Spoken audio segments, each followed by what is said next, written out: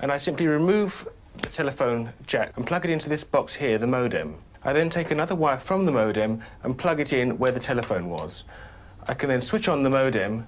It's now telling me to phone up the main press cell computer. So it's a very simple connection to make. Extremely simple.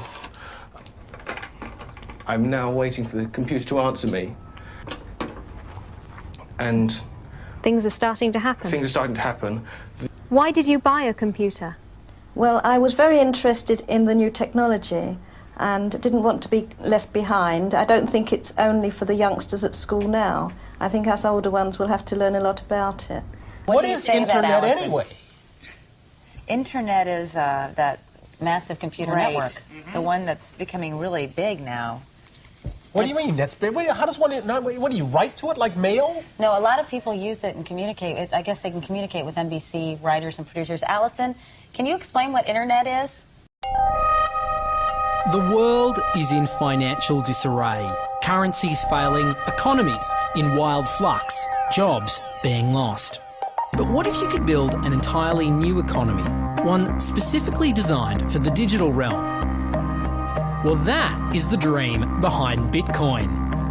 Bitcoin, for those of you who don't know, is an electronic online currency that was created in 2009. It was made by someone who did it under the pseudonym Satoshi Nakamoto. Like any economy, you don't want too much too fast, because then the value of your currency drops, or so slow that your economy grounds to a halt. It's designed to be a self-stabilising economy. Whether it actually is that way, though, well, that is a little bit more complicated. Because some people have said, hey, Bitcoin is the answer to those problems. Are you a believer? Well, Bitcoin is exciting because it shows how cheap it can be. Bitcoin is better than currency in that you don't have to be physically in the same place, and of course for large transactions currency can get pretty inconvenient. And what is Bitcoin? Bitcoin is a currency on the internet. I sent 100 euros worth of Bitcoin from here in Tokyo directly to you guys through this camera, through the network, through the TV, right into your home. If I had tried to do that, send you the money with a traditional bank, it would have taken several days and probably cost 30 euros. I just did it right now with Bitcoin instantly, basically for free, and didn't have to ask anybody for permission. I didn't need a bank, I didn't need a government, I didn't need anybody. I just needed myself and you and our smartphones to do it. That's the power of Bitcoin. Wall Street is fraud, America is fraud, the world is fraud, banks are fraud, central banks are fraud. We live in an era of fraud. It's all based on fraud, and they get a percentage of the fraud. That's the business model. To suggest that there is any moral or ethical aspect to anything that's going on now is to be completely naive about the fact that we live in an era dominated by financial terrorists, jihadis of banking. They're here to kill you and themselves. They believe in an ideology, not the Quran, but Adam Smith, that they completely misread and interpret as something to justify their blowing themselves up. Janet Yellen's a terrorist! Mario Draghi's a terrorist! The Central Bank of Japan is a terrorist! These are the real terrorists! Funds received. This community is switching to what they think is a better monetary system. A system in which banks are no longer needed because payments could be made directly from one person to another.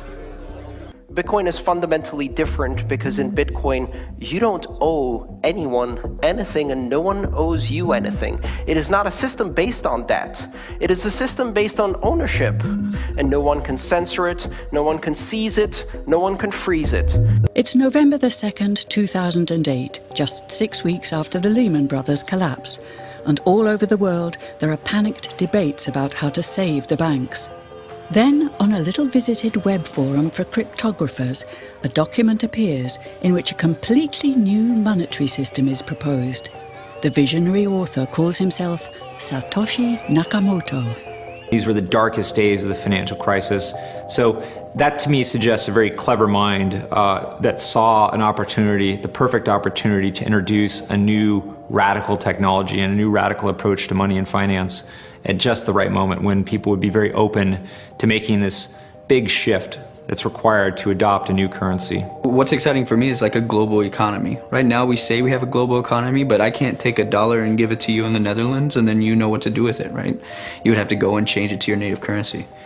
And when you kind of eliminate that step, and I can just send you one form of payment and you can send me a product in a matter of seconds, that starts to change things from a global perspective. How could this digital coin invented by this Satoshi Nakamoto become hundreds of times more valuable than the dollar?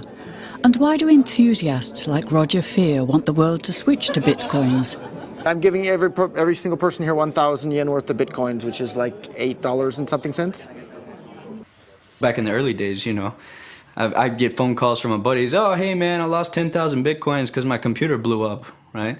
Back then, one bitcoin was less than a penny, right? So nobody cared. They lost $10. I don't care, right? And now 10,000 bitcoins, that's, you know, $5 million. That's a big deal, right?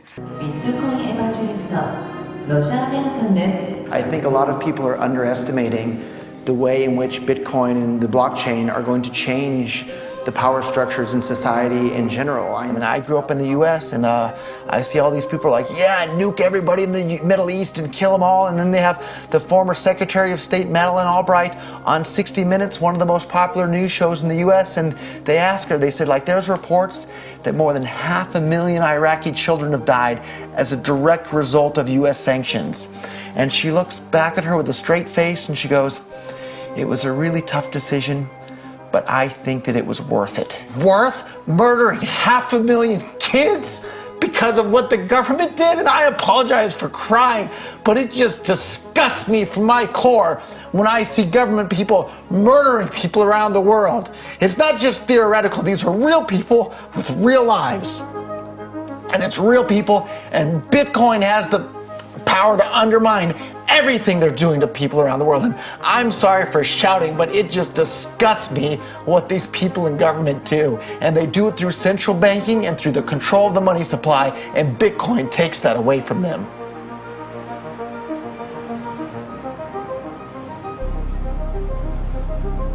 You can buy Bitcoin at the Shell station. Check it out. Good. Got $2. Hit finish. Oh. $2 Bitcoin. Just like that. From this machine. I just turned cash into digital currency.